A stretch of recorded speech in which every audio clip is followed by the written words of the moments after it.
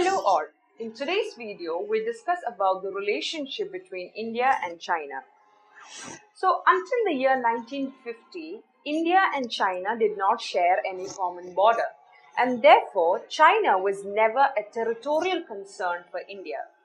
But it was only in 1950 when China had occupied Tibet, and that is when for the first time the two countries actually got a common border.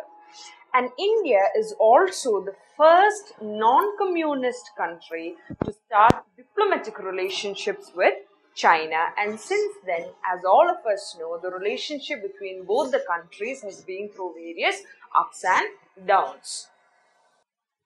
If we are to look at the time span so far wherein India and China has been in a diplomatic relationship with each other, like I said, the relationship between both the nations have traversed through various highs and lows. So we shall now look into the complexities that exist between the two countries when it comes to diplomatic relationships. The first complexity that exists is that there is no mutually agreed line of control between the two nations. The border between India and China is not clearly demarcated. The line of actual control is the demarcation that separates the Indian controlled territory from the Chinese controlled territory. Now, there is no mutually agreed line of actual control, which leads to border disputes between the two nations, and that is one of the major complexity that arises between the two nations. The second issue in the relationship between the two nations is that there also exist disagreements related to the transboundary rivers. Thirdly, climate change is one such issue wherein all the countries of the world have joined hands together to, if not prevent, at least reduce the consequences of climate change. But because of the fact that China is being non-cooperative, the situation worsens because China doesn't frequently share the Brahmaputra river water data with its low riparian states. And therefore, the frequencies and impacts of extreme weather events like floods has also amplified because of the fact that China is being non-cooperative in sharing the Brahmaputra river water data.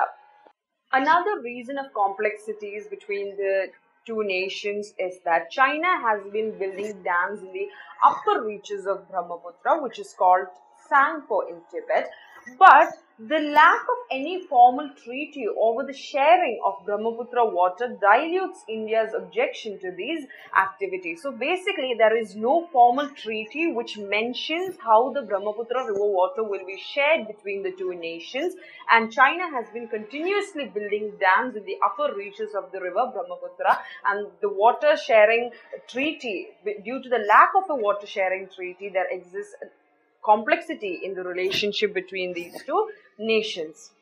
If we are to look at the traditional position that India has been enjoying in South Asia, we can see that in every aspect, be it in terms of goodwill, trust, trade, investment, etc., India has always enjoyed an upper and a favorable position. But right now, when China has been increasing its investment activities, when it has enhanced its trade activities with countries in South Asia, it is basically challenging the favorable position, the traditional position that India has been occupying in all these years in the neighborhood. So what is China doing? China is basically trying to cast its influence by undertaking a wide range of activities in the neighborhood. And basically, China follows a debt trap policy through aid diplomacy, and countries like Maldives and Sri Lanka are already its victim. If we are to keenly observe the trading relationship between India and China, we can see that China is India's second largest trading partner, while India lies only within the top 10 of China's trading partner. Now, this is because of the fact that China follows a lot of restrictive policies of China against imports from India, both through tariff and non-tariff barriers. If we look into the recent trend, we can see that the Chinese investment into the knowledge economy of India has been on an increase in the past few years. There has been an abrupt increase, but when Chinese investment in the knowledge economy of India increases, it also leads to a raise in concern related to privacy and data issues. And therefore, it is necessary that India build a very strong framework that can address such security issues, because as of now, India lacks a strong framework which can address these concerns. The new disengagement plan in eastern Ladakh.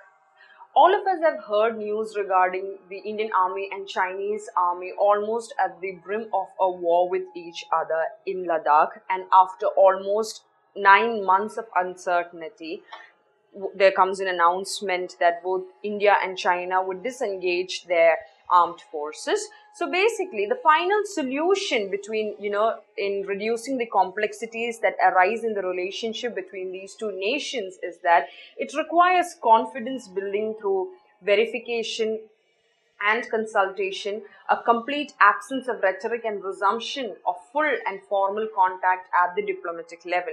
India is one of the fastest growing economies of the world. China is one of the number one economies of the world, one of the largest economies of the world. So both the countries should accept each other's growth. It should understand that each other's rise is inevitable and should be in a healthy competition with each other and should accommodate each other. That is the only solution with respect to reducing the complexities that arise in the relationship between these two nations.